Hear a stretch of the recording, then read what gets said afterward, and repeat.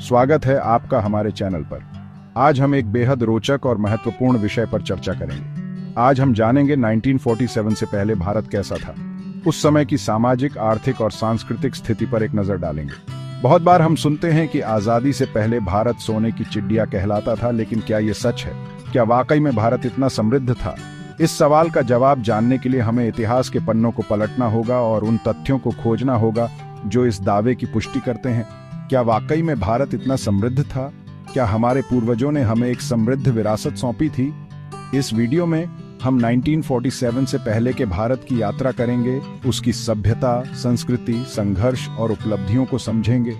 हम उन कहानियों को जानेंगे जो आज भी हमारे दिलों में जीवित हैं और उन संघर्षों को समझेंगे जो हमारे पूर्वजों ने झेले थे। साथ ही हम उन 5 महत्वपूर्ण पहलुओं पर भी गौर करेंगे जो आजादी से पहले के भारत को परिभाषित करते हैं। ये पहलू हमारे इतिहास को और भी रोचक बनाते हैं। तो आइए शुरू करते हैं। इस अद्भुत यात्रा पर हमारे साथ चलें और जानें हमारे गौरवशाली अतीत के बारे में।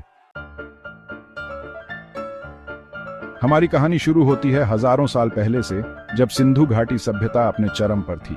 ये सभ्यता अपनी उन्नत शहरी नियोजन, जल प्रबंधन और कला के लिए जानी जाती थी। इसके बाद आया वैदिक काल, जिसने हमें वेद, उपनिषद और भारतीय दर्शन दिए। ये काल ज्ञान, आध्यात्मिकता और सामाजिक व्यवस्था के विकास का काल था, जिसने भारत की नींव रखी। सदियों बाद भारत में मुगल साम्राज्य का उदय हुआ, जिसने भारतीय इतिहास पर अपनी एक अमिट छाप छोड़ी।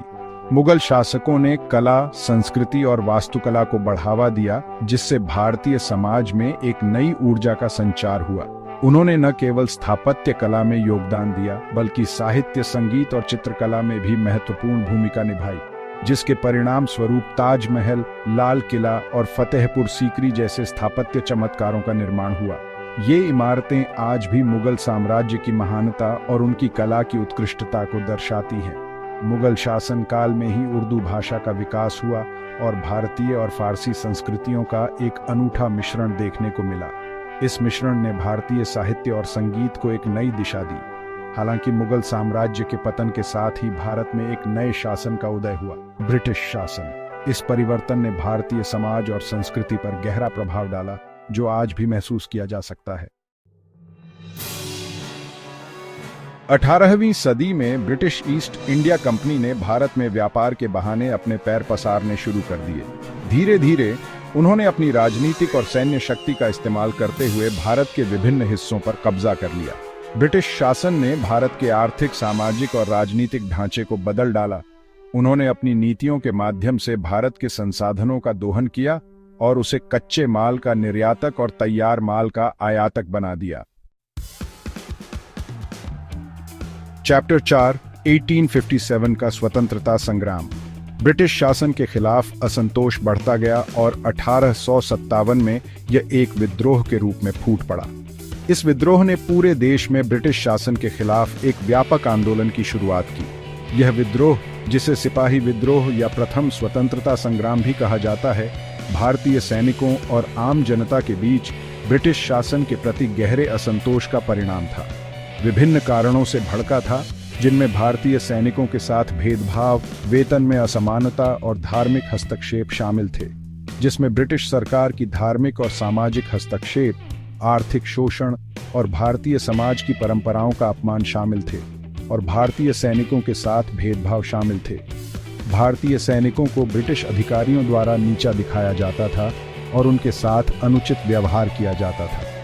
हालांकि यह विद्रोह अंततः असफल रहा, लेकिन इसने भारतीय समाज में एक नई जागरूकता और संघर्ष की भावना को जन्म दिया। लेकिन इसने भारत में राष्ट्रवाद की भावना को जगाने में महत्वपूर्ण भूमिका निभाई। इस विद्रोह ने भारतीय स्वतंत्रता संग्राम की नींव रखी और आने वाले वर्षों में कई स्वतंत्रता सेनानियों को प्रेरित किया।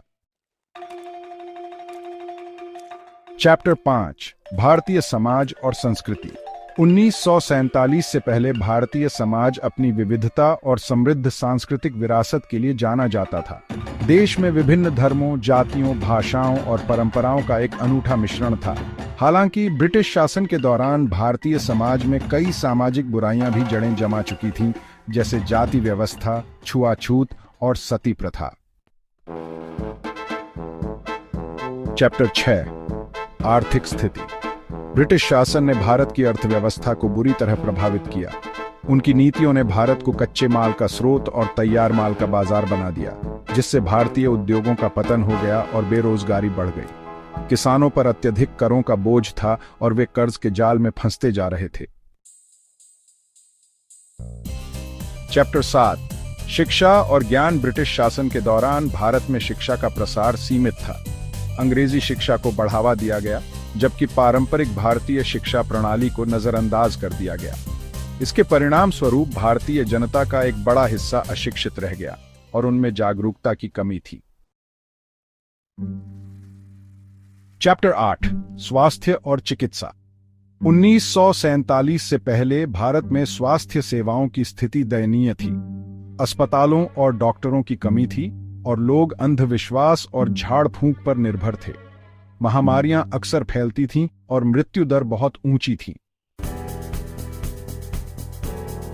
चैप्टर 9 महात्मा गांधी और स्वतंत्रता आंदोलन। 20वीं सदी की शुरुआत में महात्मा गांधी के नेतृत्व में भारतीय स्वतंत्रता आंदोलन ने एक नया मोड़ लिया। गांधी जी ने अहिंसा और सत्याग्रह के सिद्धांतों पर आधारित एक अनूठा तरीका अपनाया, जिसने लाखों भारतीयों को एकजुट किया। भारतीय स्वतंत्रता संग्राम में कई महत्वपूर्ण घटनाएं घटीं, जैसे दांडी मार्च, भारत छोड़ो आंदोलन और जलियांवाला बाग हत्याकांड। चैप्टर 10 भारत का विभाजन।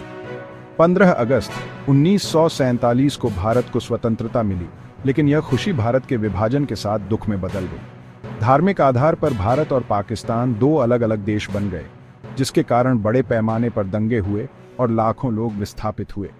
विभाजन ने भारत और पाकिस्तान के बीच तनाव और अविश्वास का माहौल पैदा कर दिया, जो आज तक कायम है। तो दोस्तों, ये था 1947 से पहले भारत का इतिहास। हमने देखा कि कैसे एक समृद्ध और गौरवशाली अतीत वाला देश विदेशी शासन के अधीन आ गया और कैसे उसने अपनी आज़ादी के लिए संघर्ष किया। ये कहानी हमें याद दिलाती है कि आज़ादी कितनी महत्वपूर्ण है और हमें अपने अधिकारों के लिए हमेशा सजग रहना चाहिए। अगर आपको ये वीडियो पसंद आया हो तो लाइक और सब्सक्राइब करना न भूलें।